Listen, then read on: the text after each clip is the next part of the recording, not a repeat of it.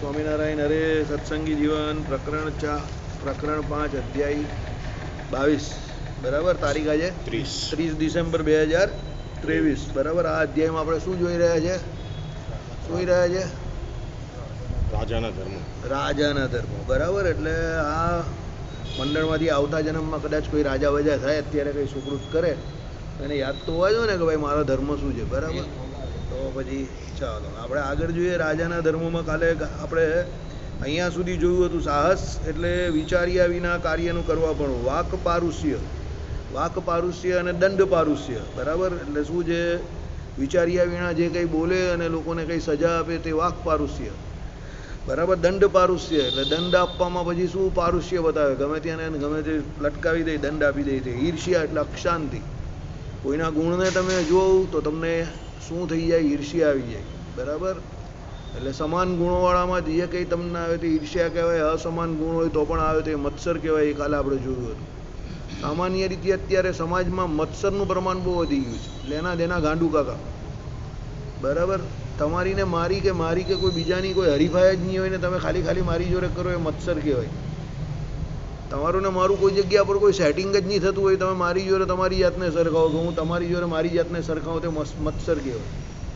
તમે એક જાતના હોવ કે કામ ધંધો એક સરખો કરતા હોવ કે ભણેલા એક સરખું હોવ કે એક જગ્યા પર કામ કરતા હોવ કે એક સરખા પૈસા હોય તમારી પાસે કે એક સરખા ગુણ હોય તો વાત અલગ છે, ચાલ ભાઈ. પણ કોઈ લેના દેના નહીં હોય, ધડ માથા વગરની વાત હોય, એક લંકાની લારીને પેલો ઘોઘાનો વર જેવી વાત હોય ને પેલા ઉપર મત્સર કરતો હોય ખાલી. અરે ભાઈ કોઈ મેળ જ નહીં તારો ને એનો, ભાઈ શું કામ મત્સર કરે બરાબર. જાજા અત્યારે સમાજમાં એવા મત્સર કરવાવાળા લોકો છે, મેળ વગરના બરાબર. ખાલી તમે કોઈને જોઈને કમેન્ટ આપો, ખોટી જે કંઈ ટીકા ટિપ્પણી કરો એ બધી મત્સર. તમારાથી એની કીર્તિ કે યશ કે એના રૂડા ગુણ જોવાતા નથી એટલે તમે બોલો છો, એ મત્સર છે બરાબર. એટલે શાંતિથી પોતે થોડુંક સમુદ્ર જેટલા ઊંડા થવું. સમુદ્ર કેટલો ઊંડો હોય, એની અંદર બધું ઘરી જાય આખું, તો પણ સમુદ્ર કોઈ દિવસ ભરાય નહીં. એટલે પોતાનું જે હૃદય જે છે એને સમુદ્ર જેટલો એનો વિકાસ કરો કે ભાઈ દુનિયામાં જે કંઈ ચાલી રહેલું છે તે મારા પરમાત્માની ઈચ્છાથી બધું બરાબર ચાલી રહેલું છે. અને જેનામાં જે કંઈ અવગુણ છે તે અવગુણ જોડે એને સ્વીકારવાની કોશિશ કરો. એનું કારણ છે આપણામાં પણ બહુ અવગુણ રહેલા છે. જો આપણા અવગુણ ભગવાન જોવાનું શરૂ કરી નાખે તો આપણું પણ કંઈ થાય એવું નહીં. એટલે અવગુણ જોવા હોય આખી દુનિયાના તો પહેલાં આપણા જોવાના. આજે જ મેં એક વાર્તા સાંભળી, સંસ્કૃતમાં આ વાર્તા આવતી હતી. જે સંસ્કૃત ભણેલો હોય એને ખબર હશે, બીજાને ના ખબર હોય. 4 ચોર હતા. કોણ હતા? 4 ચોર હતા. વારંવાર ચોરી કરતા પકડાઈ જાય. ઘણી વખત ચોરી કરતા પકડાઈ જાય. એટલે પછી રાજા કંટાળી ગયો એ લોકોથી. રાજા કહે કે હવે આ વખતે આ લોકોને છોડવા નથી, 4ને ફાંસી આપી દો, કારણ કે ઘણી વખત પકડાઈ ગયેલા. રાજાએ કહ્યું એટલે પછી તો બરાબર હુકમ તો પાડવો પડે. એટલે તારીખ બારીખ નક્કી થઈને એને ફાંસી આપવાનું શરૂ કર્યું. તો 3 ચોરને તો ફાંસી અપાઈ ગઈ, ચોથો બાકી હતો. અને એને ફાંસી આપવાની શરૂઆત જ કરી એટલે એણે કહ્યું કે ભાઈ મારે રાજા જોડે મળીને એક ખાનગી વાત કરવી. પેલા લોકો કહે કે એવી તો શું ખાનગી વાત તને અત્યારે યાદ આવી ગઈ? કે રાષ્ટ્ર અને રાજ્યને ફાયદો થાય એવો છે. એટલે પેલા લોકોને થયું કે ચાલ ભાઈ કદાચ કંઈ આમ તેમ થશે કે મારી પાસે એક એવું રહસ્ય જે તમે મને હમણાં ફાંસી આપી દેશો તો હું લઈને જ મરી જઈશ એ રહસ્ય, તો પછી તકલીફ થઈ જશે, રાષ્ટ્રને નુકસાન થશે, રાજ્યને નુકસાન થશે. મને કંઈ વાંધો નથી, તમે મને ફાંસી આપી દો, પણ એક વખત રાજાને મળવા દે. પેલા લોકો કહે કે યાર મળી દેવું, ચાલ ભાઈ. તો મળાવી. અને રાજાને કહ્યું ભાઈ આવું કહે છે. રાજા કહે કે એવું છે તને બોલાવો પછી ફાંસી આપજો. આપણે તને ફાંસી આપી જ દીધી જ નામ પણ. ને રાજાનો તો કોઈ ધણી છે નહીં, એની ફાંસીમાં તો કંઈ થવાનું જ નહીં. લઈ આવ્યો એને. ઓકે ચાલો. આમ કરીને એને પૂછ્યું, ચાલ ભાઈ બોલ તારે શું કહેવું? તે કે મારી પાસે એક રહસ્ય છે. તે કે શું રહસ્ય છે? તે કહે કે તમે આ બધાને અહીંયાથી કાઢી મૂકો નહીં તો બધા હસશે મારી ઉપર. રાજા કહે કે એવું તો શું છે? તે કે હા હકીકત કેમ.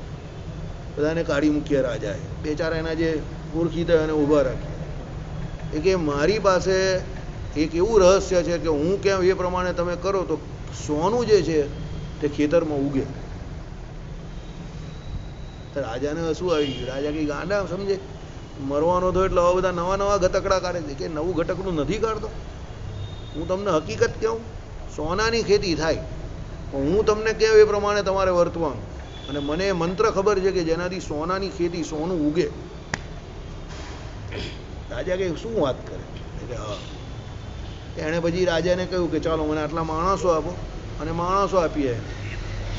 અને પછી એણે બધી ડિમાન્ડ મૂકી કે મને આ બધી વસ્તુઓ આપો. પછી એને વસ્તુઓ આપી. એણે નાના નાના જે કોઈ વસ્તુ એને આપ્યું, થોડું નાટક કરીને આટલા નાના નાના સોનાની જે વસ્તુઓ હતી એના બી જેવું બનાવ્યું, બધું ગોળ ગોળ અશોકભાઈ જેવું બનાવે ને તો બધું ગોળ ગોળ બનાવ્યું ફેક્ટરીમાં. એને હોશિયાર માણસ હતો ને મૂળ, એને થયું કે હવે મરવાના તો છે જ ને, આપણે થોડુંક જોખમ કરી નાખીએ. એટલે આના નાના નાના બી બધું બનાવી દીધું. અમારા દવામાં ગ્રેન્યુલ્સ આવે ને પેલા, એણે ગ્રેન્યુલ્સ બનાવી દીધા આ સોનાના. ના ના ના, હા રાજાએ જ આપ્યું બધું, રાજા પાસે જ લીધું. એને તમારે સાંભળવા જેવું છે, તમને બહુ મજા આવશે બધાને. બધું એણે રાજા પાસે જ લીધું, બેઠો બધું કર્યું. અને પછી રાજાને કહ્યું કે ચાલો તમારે અને તમારા જે કોઈ મંત્રીમંડળમાં તમારા જે વિશ્વાસુ હોય એને ત્યાં લઈ જાઓ, કારણ કે કાલે ઉઠીને સોનાની ખેતી થઈ અને મોટા મોટા એના જે કંઈ વેલાને ઝાડ ઉગ્યા ને પછી ચોરી બોરી થઈ ગઈ તો તમે રાજા કહેશો કે હું ચોર છું તો મારી પર જ આવશે. હું તો પંકાઈ ગયો ચોર તરીકે. એટલે તમે એમ કહો કે ભાઈ ચોર હું જ ફસાઈ જવાની, તો તમે મને મારી નાખશો તો મારા ઘરના માણસોને પછી સજા થશે. એટલે તમે લોકો સાલો મારી જોડે બધા. પછી બધાને બોલાવ્યા એણે, મંત્રીમંડળને બધાને. ને પછી બી વાવવાની શરૂઆત કરી. પછી એ કે ઊભા રહે, એક મંત્ર છે એ બોલવાનો છે. રાજા કહે હવે તું બોલી દે નહીં. એ કહે કે તમે યાર ખરી વાત કરો છો. રાજાને કહે હું એ મંત્ર બોલી શકતો અને મને સોનું બોલવાનું બનાવવાની આટલું બધું કારખાનું આ બધું કરવાની ખબર હોય ને આટલા મોટા મોટા ઝાડ થતા હોય તો હું ચોરી કરું? એવી તમારા જેવાના રાજમાં એ મંત્ર હું બોલી શકું એવું જ નથી, એટલે તો મારે ચોરી કરવી પડી. એ તો મારે ચોરી કરવી જ કાઢી પડે. રાજા વિચારમાં, રાજા કે તારી વાતમાં તો પોઈન્ટ છે, તું જે કહી તો સાચી વાત છે. એ કે મંત્ર મને આવડે છે પણ હું નહીં બોલી શકું. હું બોલી શકતો હતો તો વાત જ પૂરી થઈ ગઈ. આ તમે જેટલું સોનું આપ્યું એટલું તમે પહેલી વખત જ ચોરી કરી નાખેલી, તો એટલામાં મેં એનું ખેતર નહીં ઊભું કરી નાખ્યું હોય. તો રાજા કે એના માટે શું કરવાનું? તો એ કહે કે એના માટે એવો નિયમ છે કે તમારા મંત્રીમંડળમાં તો બધા બહુ ઈમાનદાર ને પ્રામાણિક માણસો છે. ચાલો જેણે જિંદગીમાં કોઈ પણ ચોરી નહીં કરી હોય, જેણે એક પણ ચોરી નહીં કરી હોય તે અહીંયા મારી પાસે આવી જાય ને હું મંત્ર શીખવાડી દઉં. પછી એણે સીધો પહેલાં જેને ફાંસીનો હુકમ એને આપેલો ને એને જ બોલાવ્યો. હા ભાઈ બહુ પ્રામાણિક છે એમ કે ગૃહમંત્રી જે આપણે કહીએ તમે એને બોલાવો. એટલે ગૃહમંત્રી કહે એ ઊભો રહે ભાઈ, ઊભો રહે. મેં મારા જીવનમાં ચોરી કરેલી છે એમ કહી, રાજ્યમાં નહીં કરી પણ બીજે કરેલી છે, એટલે હું તો ન ચાલું. કારણ કે એને એવી બીક લાગી મંત્રીને કે કદાચ હું બોલું ને પછી આનો મંત્ર સાચો હોય તો રાજા મને લટકાઈ દેશે, રાજા વાજાને વાંદરા. એ નીકળી ગયો. બરાબર. રાજાના છોકરાઓને બોલાવ્યા. રાજાના છોકરા કહે કે આમ તો અમે ઘરમાં તો ચોરી નહીં કરતા પણ રસોડામાં તો અમે પણ ઘણી વખત ચોરી કરીએ છીએ. કોઈ વખત એમ કહે કે લાડુની ચોરી કરીએ છીએ, કોઈ વખત આની તેની ઠાકોરજીના થાળમાંથી પણ ચોરી કરીએ છીએ. તો છોકરા પણ ચાલ્યા ગયા રાજાના. રાજાની રાણી આવી. રાણીએ પણ પોલ ખોલી કે તમારી ખબર વગર મેં એક જે પ્રજાની એમાંથી ઘરેણું હતું તે મેં લઈ લીધેલું ને મેં પહેરેલું જ છે, એટલે મેં પણ ચોરી કરેલી. નીકળી ગયા બધા જ.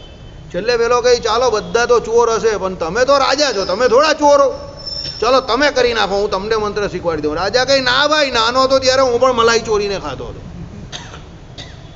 એ પછી આમ કરીને બધાને જોઈ તે કે તમે બધા જ ચોર છો તો પછી મને હું કામ ફાંસીએ ચડાવો છો?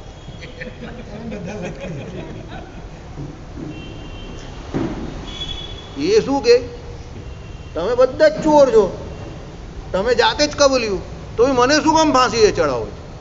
રાજા વિચારમાં કે હાલા એ વાત તો બરાબર કરી, આપણે બધા જ ચોર છે તો પછી બરાબર, તો આને ફાંસી આપણે ચોરીની સજા ફાંસી તો ના અપાય. પછી મંત્રીમંડળની ભાઈ સભા ભરાવી કે આના માટે કંઈ વિચારવું પડશે, એની વાતમાં તો પોઈન્ટ છે. એ બધા ભેગા થયા. તો પછી એક મંત્રી બોલ્યો જો ગમે તો પણ માણસ કામનો છે, ફાંસીની સજા થવાની હતી, આનું મગજ ચાલતી કન્ડિશનમાં તો પણ, અને એ કન્ડિશનમાં આટલી ખરાબ પરિસ્થિતિમાં ફાંસી થવાની તો પણ એ માણસ આટલો વિચાર કર્યો ને એ આપણામાંથી નીકળી જવાનો, એટલે આને આપણા મંત્રીમંડળમાં લેવા જેવો છે, બુદ્ધિશાળી માણસ છે, આને ફાંસી નહીં અપાય. એના 3 જોડીદાર લટકી ગયા તો પણ એનું મગજ એ શાંત રાખ્યું ને એણે રસ્તો શોધી નાખ્યો. એ તો આપણે પણ ખબર છે કે એ સોનું બનાવવાની ફોર્મ્યુલા નહીં જાણતો, અને એને પણ ખબર છે કે એ નહીં જાણતો, એને ખબર જ છે કે મને ફાંસી મળવાની, તો પણ એ તંદુરસ્ત માનસિકતાથી આ વિચાર્યું. એના માટે એને દાદ દેવી જોઈએ. રાજા કે તમારી વાતમાં પોઈન્ટ છે. એની ફાંસી કેન્સલ કરી નાખી અને મંત્રીમંડળમાં સામેલ કરી નાખી. આઈડિયા આવ્યો કહેવાનો મતલબ? તમને શું કહેવાનો મતલબ? શું કહ્યું આમાં? કે ભાઈ અસૂયા એટલે ગુણોમાં દોષારોપ.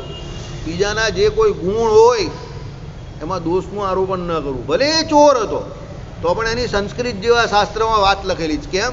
એનામાં બુદ્ધિમત્તાનો અને મગજને શાંત રાખવાનો, માનસિક રીતે શાંત રહેવાનો ગમે તે પરિસ્થિતિમાં બહુ મોટો ગુણ હતો. એટલે સંસ્કૃતની વાર્તામાં એનું નામ લખેલું છે. આ વાર્તા સંસ્કૃતમાં જ, આ એક સાધુએ કહેલી વાર્તા છે. આ કોઈ કોમિક કે એમાં આવેલી વાર્તા નથી. સમજો? એટલે કહેવાનો મતલબ શું છે કે ગુણ જે છે તે કદાચ તમારા શત્રુમાં પણ હોઈ શકે. સમજો? બરાબર? અર્જુનજી અને ભગવાન શ્રી કૃષ્ણ એક વખત વિચરણ કરતા કરતા નીકળતા હતા. તે કૂતરો, હડકાયેલો કૂતરો એમની સામેથી ગયો અને વાંસ મારતો હતો અને બધું આખું બોડી એનું બધું સડી ગયેલું ને આખો વાંસ મારે. કોઈ રીતે એને જોવાનો ના ગમે.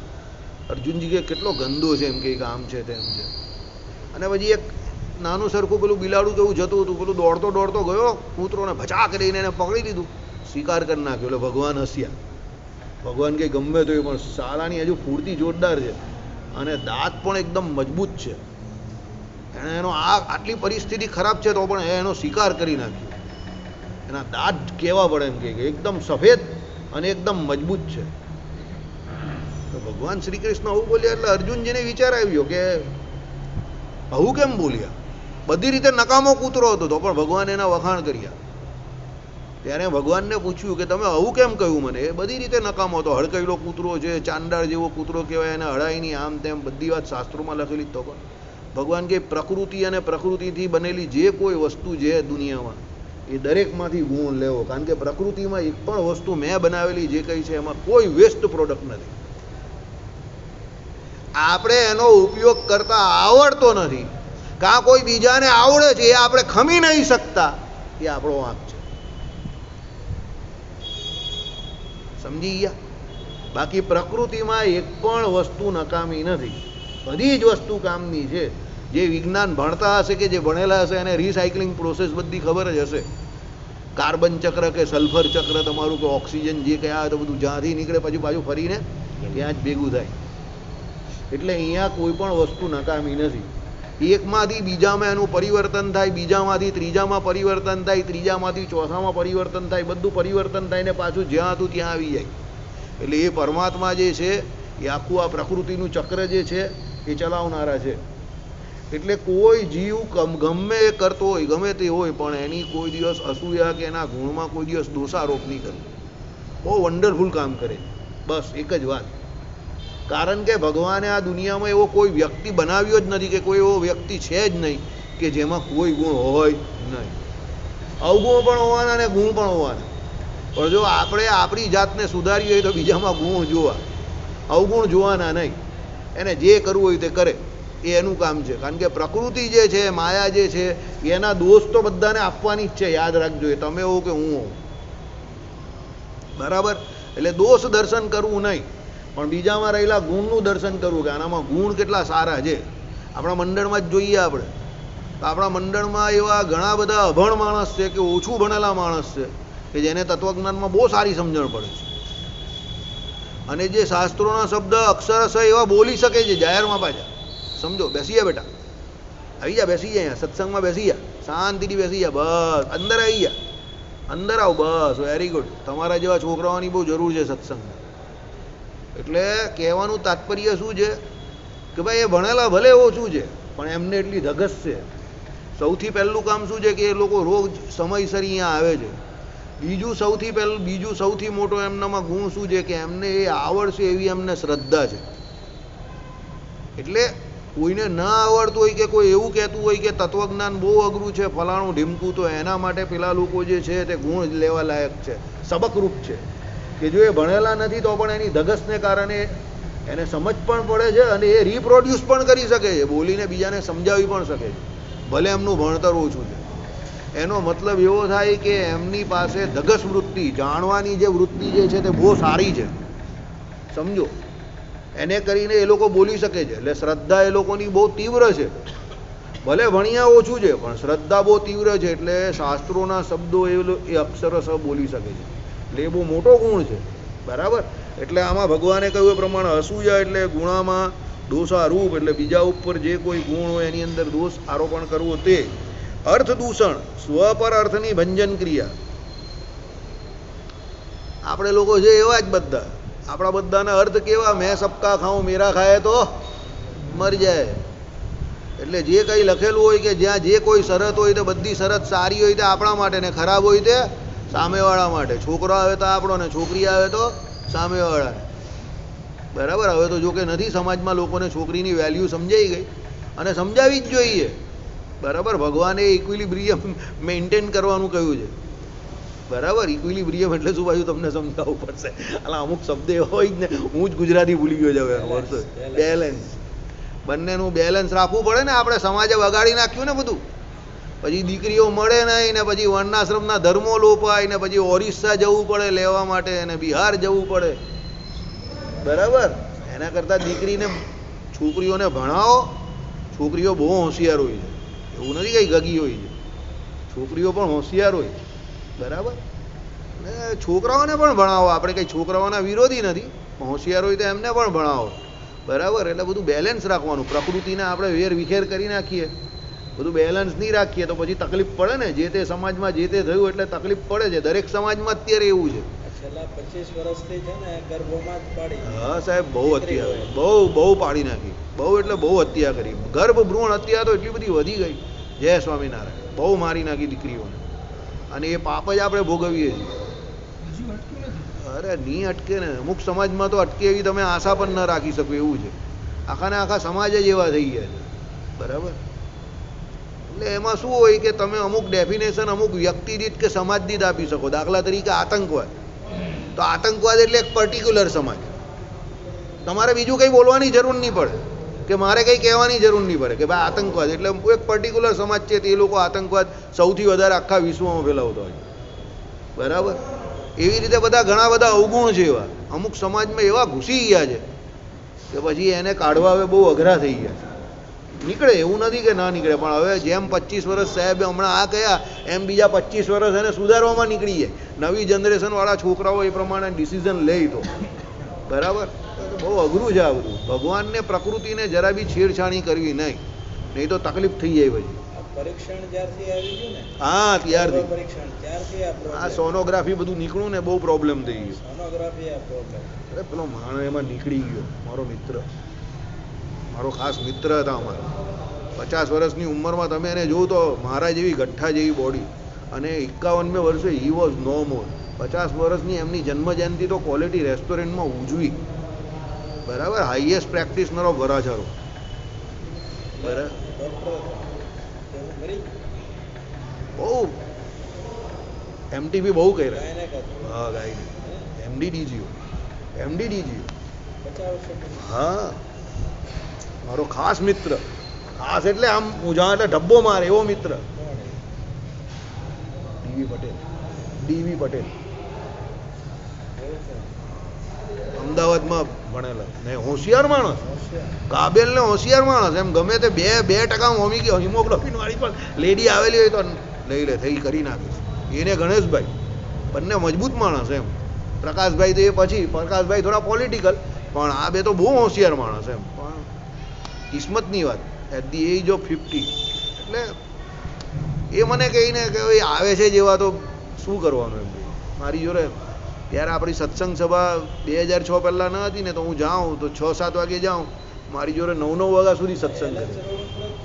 અંદર જ માતાવાડીમાં અંદર જ રોડ ટચ હતું. પણ રોડ ટચ એલએચ રોડને એની વચ્ચેનો રસ્તો પેલો, માતાવાડીને એલએચ રોડની વચ્ચે પેલું.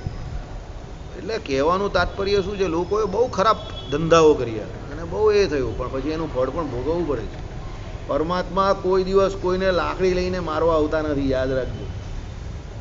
ફળ ભોગવવું પડે જ ને. એનો નીચેનો પેલો મેડિકલ સ્ટોર ચલાવવાવાળો વ્યક્તિ હતો ને, એ જ મને કહેતો હતો, ભગત તમે તો બધું જાણો જ છો ને. મને કહે હું તો જાણું જ છું ને, મારે કાં કંઈ કહેવાની જરૂર છે.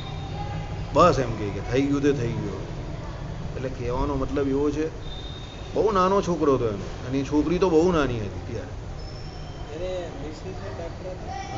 BAMS કેવું કહે રમાબેન. ચાલો જે હોય તે. એટલે પરમાત્મા ફળ આપે છે, બરાબર, એવું નથી કે નથી આપતા. તમને એવું લાગે આપે છે, બહુ ખતરનાક આપે છે ફળ, બરાબર. ચાલો, એટલે અર્થ દૂષણ એટલે સ્વ પર અર્થની ભંજન ક્રિયા. એટલે પછી તમને કઈ શાસ્ત્રોનો અર્થ હોય કે જે કોઈ તમને જે કંઈ દેખાય અર્થો જ્યાં હોય તે બધા એને તોડી મરોડીને એનું એ નહીં કરવાનું, ભંજન નહીં કરી નાખવાનું, બરાબર. કષ્ટ ભંજન દેવ હનુમાન દાદા કહે ને કે તમારું કષ્ટ દૂર કરે એમ. તો અર્થનું ભંજન નહીં કરી નાખવાનું બધું, એને બધું તોડી મરોડીને ફેંકી ના દેવો. ભાઈ જે શબ્દનો કે જેનો જે અર્થ થતો હોય જે પ્રમાણે હોય તે પ્રમાણે જ તમારે કરવું. પછી એની જોડે તમે તોડ મરોડ કરો તો કોઈ દિવસ તમે જ એમાં ભેરવાઈ જાઓ, બરાબર. ચાલો, આ 18 વ્યસનોને સ્વાર્થ સિદ્ધિને સમજનારો રાજા ત્યાગ કરે. જો આમાં અર્થ દૂષણ છે ને, એમાં એક બીજો પણ એક એ આવે, સ્વ પર અર્થની ભંજન ક્રિયા. એટલે મને એક બીજો અર્થ એવો પણ લાગે રાજા માટે છે, આ રૂપિયાવાળો, એ અર્થ પણ કહેવાય. ભાઈ પોતાના પૈસા સાચવે ને બીજાના લઈ લેવાનું, મેં સપ્તાહ ખાઉં મેરા ખાયા તો મર જાય, એ પણ થતો હોય અર્થ, પોસિબિલિટી ખરી. કારણ કે અર્થ રાજામાં આવે એટલે પેલા કરવેરા નાખે ને ખતરનાક એકદમ, પ્રજાને જીવવું દુશ્વાર થઈ જાય, તો એ પણ એક વ્યસન છે, બરાબર. એટલે સર્વિસીસ કંઈ આપવાની નહીં, પણ એના બદલામાં શું છે, કરવેરા ખતરનાક નાખે અને પ્રજાને લૂંટી લે. એટલે સ્વ પર અર્થની ભંજન ક્રિયા. આ 18 વ્યસનોને સ્વાર્થ સિદ્ધિને સમજનારો રાજા ત્યાગ કરે. એટલે એ પોતાના જો સારું કરવું હોય, સ્વાર્થ સિદ્ધિ એટલે પોતાનું સારું કરવું હોય તે, એ રાજા આ બધા વ્યસનોનો ત્યાગ કરે. આજે 18 કયા છે તે રાજાઓમાં હોય જ, સમજજો. આમાંથી 18માંથી 10 હોય જ, અને બહુ સારા રાજા હોય તો 2-3 તો હોય જ, બરાબર. એટલે એ રાજાને, કારણ કે સત્તા હોય ને એટલે પૂર્વનું પુણ્ય બહુ તપતું હોય. મારા બાપુજી કહે ને એ પ્રમાણે, તમારી પાસે લક્ષ્મીજી હોય, સરસ્વતીજી હોય, એટલે તમારું પૂર્વનું પુણ્ય બહુ તપતું હોય. એટલે માણસને મદ આવે, એ મદ આવે ત્યારે એનો વિવેક જે છે તે ભૂલી જાય. એ શાસ્ત્રની એને સમજણ હોય, ભગવાનની દયાથી સત્સંગ કરતો હોય, ભગવાનના સ્વરૂપને જાણતો હોય, ભજન કરતો હોય, તો જ એ ટકી શકે. બાકી આ સત્તાનો મદ બહુ ખરાબ છે, બરાબર. દરેક વસ્તુનો મદ બહુ ખરાબ, રૂપિયા, પૈસા, સત્તા. ચાલો, તેમાં પ્રથમના મૃગિયાદી 10 વ્યસનો કામ થકી ઉદ્ભવતા ગણ છે. બીજા પૈશુનિયાદી 8 વ્યસનો ક્રોધ થકી ઉદ્ભવતો ગણ છે. તો આ બંને ગણો સેવન કરતા નરકને પમાડનાર છે. પહેલા 10 કયા તે કામ થકી, અને બાકીના છેલ્લા જે થયા તે ક્રોધ થકી, એમ, બરાબર. કામ થકી એટલે શું છે કે ભાઈ મદ આવ્યો તો એવો મદ આવે કોઈને તો કામ એને એ થાય ને, પછી હું બહુ મોટો રાજા છું એમ, પછી એને કંઈ ને કંઈ મદ આવે એટલે ઈચ્છા થાય પછી, એટલે એ કામ થકી ગયું, બરાબર. આ ક્રોધ થકી ગયું. તો આ નીચે બધા જે કયા તે વાક પારુષ્ય, દંડ પારુષ્ય, કોઈને ગમે તે બોલીઓને સજા આપી દે, દંડ કરે, આ બધા ક્રોધ થકી, બરાબર. ચાલો, તો આ બંને ગણો સેવન કરતા નરકને પમાડનાર છે. માટે તે બંનેને વિશે નૃપતિ આસક્ત ન જ થાય. એટલે એ બંનેને વિશે રાજા જે છે આસક્ત ન થવો જોઈએ. જેમ ગર્ભીની નારી પોતાનું પ્રિય પડતું મૂકીને ગર્ભનું જ હિત કરે છે, તેમ રાજા પોતાનું પ્રિય પરિત્યાગ કરીને સદાય લોકોનું હિત જ કરે. રાજાનો પહેલો ધર્મ જ છે, એને કોઈ પોતાના માટે પ્રિય કે અપ્રિય નથી. પ્રજાનું હિત તે જ એના માટે સર્વસ્વ, બરાબર. આપણા માનનીય શું કહેવાય મુખ્યમંત્રી શ્રી ઉત્તર પ્રદેશના શું કહે છે કે પહેલાં એમ કહે કે ઉત્તર પ્રદેશમાં સરકારી કચેરીઓમાં 3:30-4 વાગ્યા પછી કોઈ કાર્ય ન થતા હતા.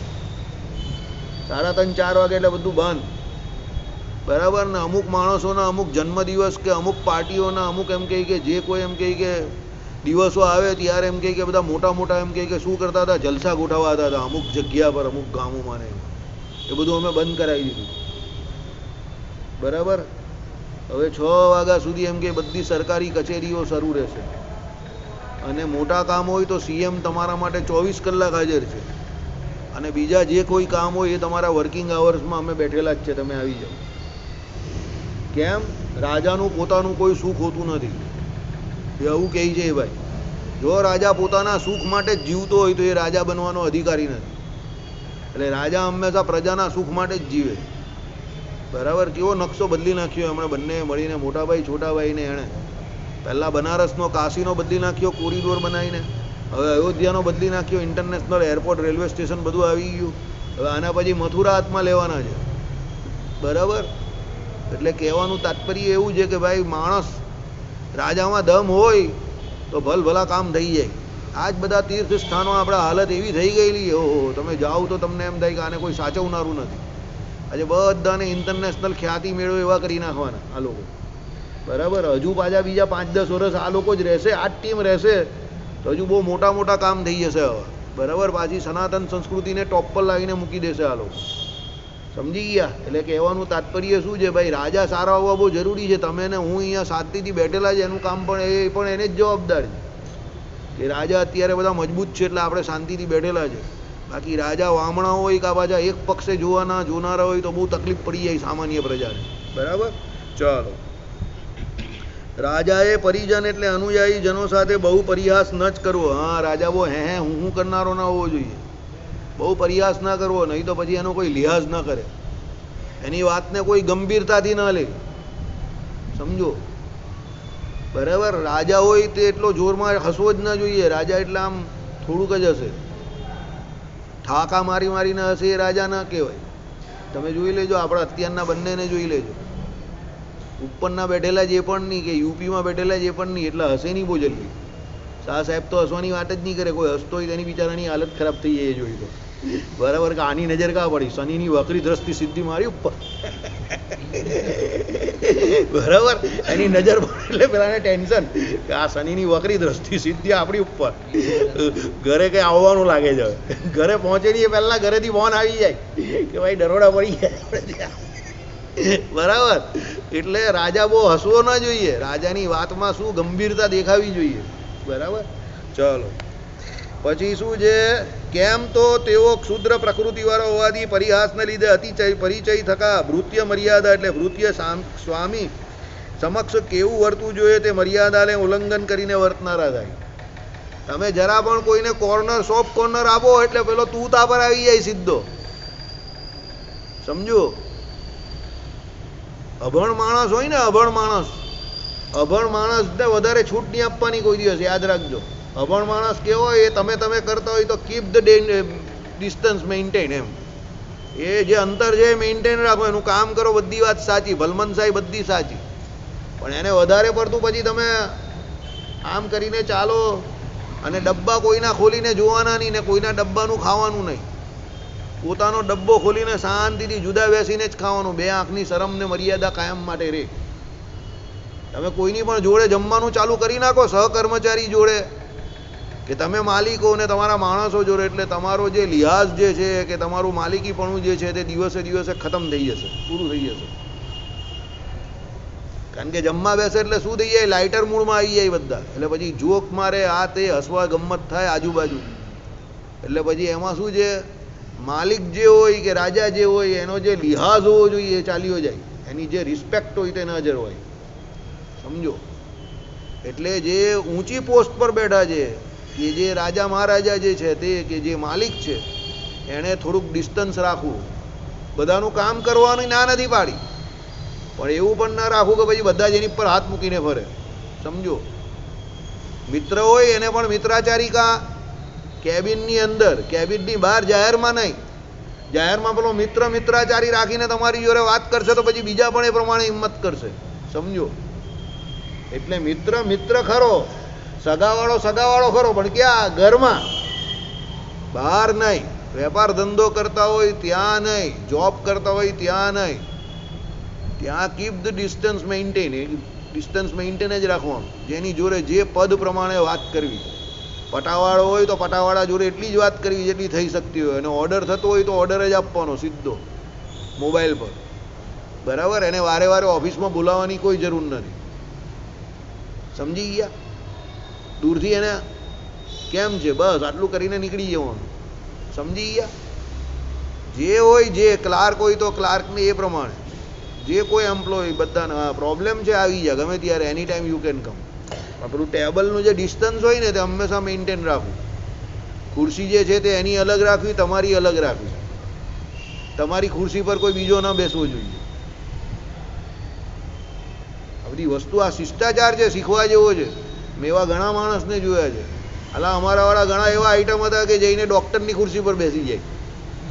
પેલા જનરલ પ્રેક્ટિશનર હોય ને પેલો કારકુ એ કમ્પાઉન્ડર ના હોય ને બીજો દવા આપવા કે ઇન્જેક્શન આપવા જાય તો પેલો ડૉક્ટરની ખુરશી પર બેસી જાય. એક દિવસ તો બહુ કોમેડી થયેલી, ડૉક્ટરની ખુરશી પર બેસી ગયા એક ભાઈ ને કાઢ્યું. ડૉક્ટર કે એક કામ કર, હું ટેબલ પર બેસી જાઉં, તું નીચે બેસે. મારે પછી એને ઉઠાવવો પડ્યો. એને ખબર જ નહીં પડી પેલો મજાક કરે છે. ડૉક્ટરની ખુરશી પર આપણે થોડું બેસાય, સમજો. તમે પેશન્ટ હોવ કે તમે જે કહ્યો હોવ તે, પણ ડૉક્ટરની ખુરશી પર આપણાથી બેસાય? માનદ પોસ્ટ છે, પદ છે, એ માનદ પદ કહેવાય. બરાબર? એની પાસે વ્યવસ્થા ના હોય અને એ તમને જબરજસ્તી બેસાડે એ અલગ વાત છે, પણ તમારાથી જાતે કરીને ના બેસાય. આ બધી શિષ્ટાચાર છે, શીખવી પડે. બરાબર? ચાલો, એટલે શું છે એને ભૃત્ય એટલે સ્વામી સમક્ષ કેમ વર્તવું જોઈએ, મર્યાદાનું ઉલ્લંઘન કરીને વર્તે એ બધા. પછી એટલે બધાને પોતપોતાની મર્યાદા પ્રમાણે રાખવાના. પછી પોતાના ભૃત્યપદને ભૂલી જઈને ભૃત્યને સમુચિત દ્વાર પ્રદેશાદિકમાં રહે નહીં અને અસ્થાને અંદર પ્રવેશ કરે. વળી ભૃત્ય કર્મમાં પ્રેરતા રાજાનું પણ વચન ઉલ્લંઘીને વિવિધ વિકલ્પો કરવા માંડે. ત્યાં જવાથી શું, હમણાં ત્યાં તે હોય કે ન હોય ઇત્યાદિ વિવિધ વિકલ્પને પોતે જ કરતા થકા રાજાની આજ્ઞાને અનુસરે નહીં. પછી કોઈ પણ વાત ગુહ્ય રહી નહીં. રાજાની ઘણી બધી બાબતો એવી હોય કે જે રહસ્યમય હોય, ગુહ્ય હોય, એ રાજા સિવાય બીજા કોઈ જાણતા ન હોય, પણ પછી બધા જ એવી રીતે હોય તો પછી રાજાની કોઈ વાત ન માને. એનો કોઈ પ્રદેશ ગુહ્ય ન રહે, કોઈ વાત ગુહ્ય ન રહે, કારણ કે કોઈ એનું માને જ નહીં. બધા જોડે બધા કહે કે મારા મિત્ર છે, મારા મિત્ર છે, મારા મિત્ર છે, પણ મિત્ર છે તો કેવા મિત્ર? કામ કરવા પૂરતા, પછી નહીં. બરાબર?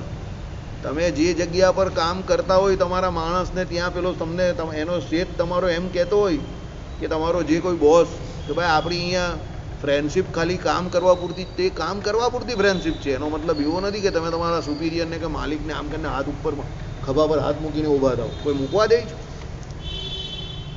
કોઈ ના મૂકવા દે. કેમ? એ ડિસ્ટન્સ જે છે, એ મર્યાદા છે, એ તો તમારે રાખવી પડે ને પદની. દાખલા તરીકે સુરતના કલેક્ટર હોય કે સુરતના કમિશનર હોય, એ તમારા મિત્ર હોય, સમજો, તો તમે હું એમને હાથ મૂકીને ચાલો? એ જ્યારે ડ્યુટી પર હોય ત્યારે ન ચલાય. ત્યારે કેમ? એની પોસ્ટ છે અને શહેર આખું એને કમિશનર કે કલેક્ટર માને છે, જે કંઈ છે તે. તો ભાઈ જાહેરમાં તમારે હાથ મૂકીને ના ચલાય. બરાબર? એ તમને કરવા જ ન દે, પણ તમારાથી પણ એવું ન થાય, એ સમજવું જોઈએ તમારે. બરાબર? ચાલો, વળી મારા પ્રશાસનનો કેમ તે અનાદર કર્યો એમ કારણ પૂછતા રાજાને ઉચ્ચ સ્વરે આક્રોશથી પ્રત્યુત્તર આપે. પછી ઇજ્જત ના રહી. એટલે ભાઈ રાજા એવું કહે કે ભાઈ મારા પ્રશાસનને કે મારી આજ્ઞા કેમ કોઈ માનતું નથી, તો પેલો પણ એને સામેથી ભાઈ જવાબ આપી દે કે એને મર્યાદા જ નથી રહી રાજાની. સમજો? એટલે મર્યાદા ચૂકાઈ ગઈ એટલે વાત પૂરી થઈ ગઈ. બરાબર? મર્યાદા દરેક જગ્યા પર લાગે. તમે જે જગ્યા પર બેઠા હો એની મર્યાદા લાગે. ઘરમાં બેઠા હોવ તો ઘરની મર્યાદા લાગે, દાદા દાદી સામે બેઠા હોય તો એની લાગે, માતા પિતા સામે બેઠા હોય તો એની લાગે, આચાર્ય સામે બેઠેલા હોય તો એની લાગે, કોઈ પદ પ્રતિષ્ઠિત વ્યક્તિ સામે બેઠા હોય તો એની લાગે. સમજો? દરેક જગ્યા પર લાગે. સ્કૂલમાં બેઠા હોવ તો એની લાગે, કોલેજમાં જાઓ તો એની લાગે. દરેક જગ્યા પર લાગે છે ને. અરે થિયેટરમાં જઈને કોઈ પિક્ચર જોતો હોય તો એમાં પણ એને મર્યાદા લાગે. ત્યાં જઈને થોડો ચેષ્ટા બોલી શકે કે વગાડી શકે. પ્રથમ શ્રી હરિને રે ચરણે શીશ નમાવું, નવતમ લીલા રે નારાયણની ગાવું, મોટા મુનિવર. પેલા થિયેટર વાળા કે એમ ચેષ્ટા ચાલુ કરી નાખી. આ શું જેવાય? પેલો કંઈ ના, હું તો અહીંયા ચેષ્ટા કરવાનો, આપણો ટાઈમ થઈ ગયો, રામપુરામાં 8 વાગી ગયા છે, આ તો જબરજસ્તી બૈરી લઈ આવી છે એટલે હું તો ચેષ્ટા વગાડવાનો. પેલા લોકો કંઈક આની ચેષ્ટા કાઢતો જરા. બરાબર? મર્યાદા લાગે ને ત્યાં ચેષ્ટા નહીં વગાડાય. ચેષ્ટા ગાવી હોય તો અહીંયા જવાય. ભાઈ તમે થિયેટરમાં જઈને ચેષ્ટા ચાલુ કરી નાખો. એક ભાઈએ આપણા ભગતે એવું કરેલું એ તમને ખબર ન હોય, તમને હસવું લાગશે. એક ભાઈ પિક્ચર જોવા નહીં જતા હતા, એની ઘરવાળી એને જબરજસ્તી પિક્ચર જોવા લઈ ગઈ. જેવા 8 વાગ્યા એટલે એનો ચેષ્ટાનો સમય, એટલે એણે શું કર્યું, ખુરશીમાં આમ નીચે કરીને મોઢું નીચે કર્યું ને એને ચાલુ કરી દીધું, પ્રથમ શ્રી હરિને રે ચરણે શીશ નમાવો. આજુબાજુવાળા બહુ અકળાયા, એટલે એની ઘરવાળી બી બહુ અકળાઈ. તો બી એ ગાયા જ કરે. પછી એની ઘરવાળી કહે જાઓ બહાર ચાલ્યા જાઓ. તે કે તો હું પહેલેથી કહેતો હતો, એટલે જ એ ગાતો હતો કે એને કાઢી મૂકે. પછી એ બહાર ગયો શાંતિથી, ચેસ્તા બેસતા બોલીને નિયમ બતાવીને પિક્ચર પૂરું થઈ ગયું. એ પિક્ચર પૂરું થઈ ગયું, ચાલો હવે ઘરે જઈએ. બરાબર? દરેક જગ્યા પર મર્યાદા લાગે. આ હકીકત છે, આ જોક નથી, આ હકીકત છે. આ એ ઘણી વખતે કરેલું.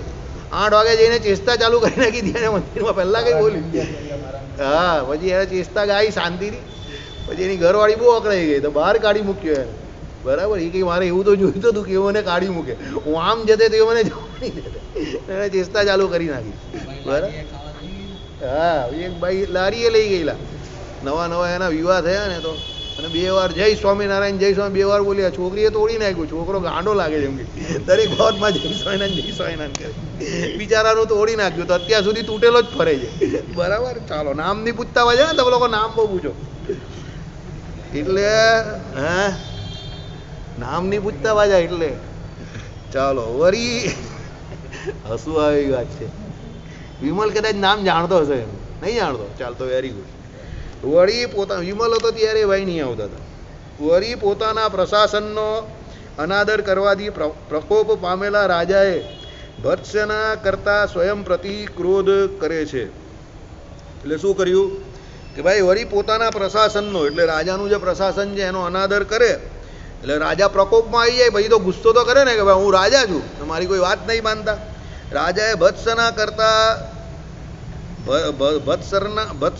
કરતા સ્વયં પ્રતિક્રોધ કરે છે. એટલે પેલા ઉપર એને ક્રોધ તો આવ્યો, પણ એને પછી પોતાની ઉપર વધારે ક્રોધ આવે. આલા કોઈ મારી વાત નહીં માનતા, સમજો. એટલે સામેવાળા પર તો એ ભૃત્યને ક્રોધ આવે. ભૃત્ય એટલે કોણ? રાજા પોતે. અને ભત્સ એટલે કોણ? ભત્સ એટલે પેલો સામેવાળો. એટલે રાજાને એની ઉપર તો ક્રોધ આવે, પણ પછી એને એની ભૂલ સમજાય તો પોતાની ઉપર પણ ક્રોધ આવે. શું ક્રોધ આવે? કે ભાઈ મેં મારું કામ બરાબર કર્યું નહીં, લોકોની જોડે જે મર્યાદામાં રહેવાનું હતું, શિષ્ટાચારમાં રહેવાનું તે રહ્યું નહીં, હા હી કરી, એને કારણે આ બધું થયું. બરાબર. એટલે શિષ્ટાચાર હંમેશા મેન્ટેન રાખો. તમારો સ્વભાવ જરા અમારા જેવો આનંદી હોય તો આનંદની જગ્યા પર રાખો.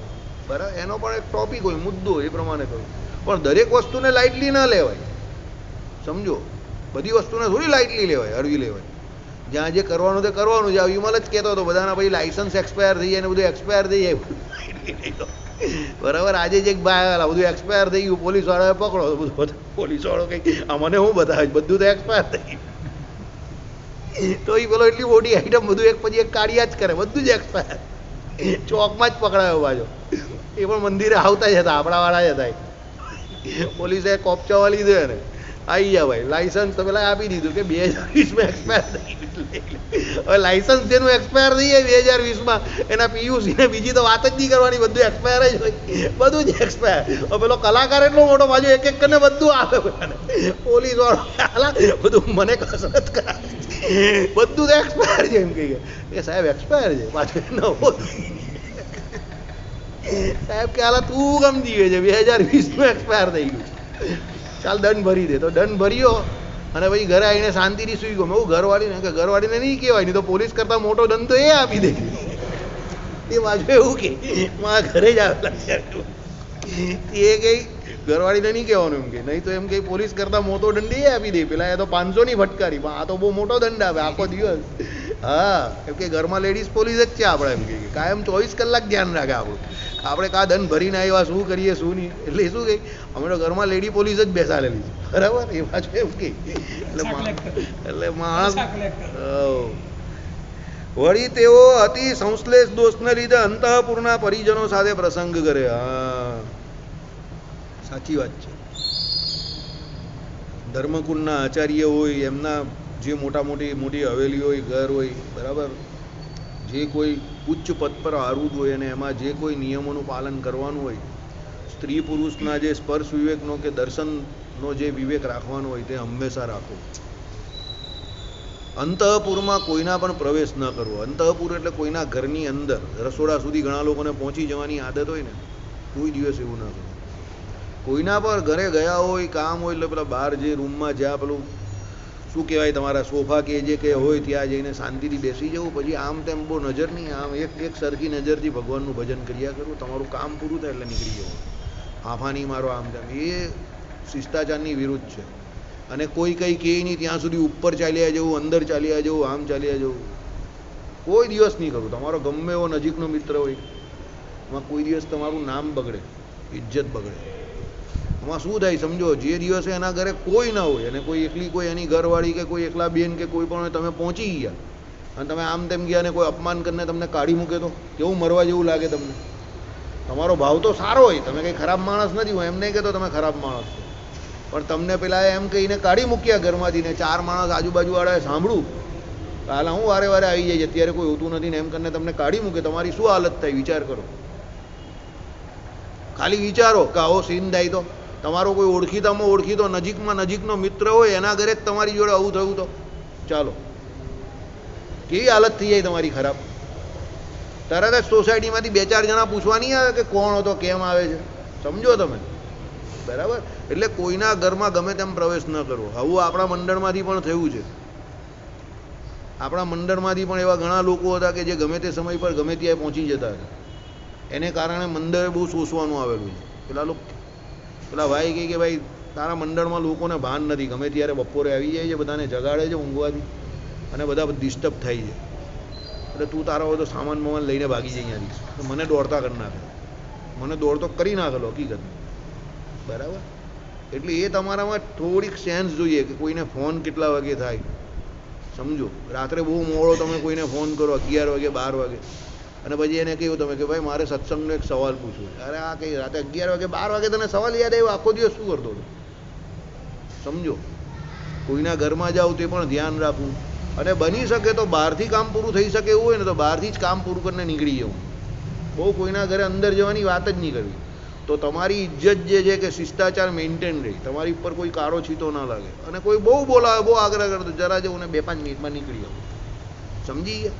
તો એ બધા માટે સારું, આપણા માટે પણ અને સામેવાળા માટે પણ. શ્રીપતિમ શ્રીધરમ સર્વદેવી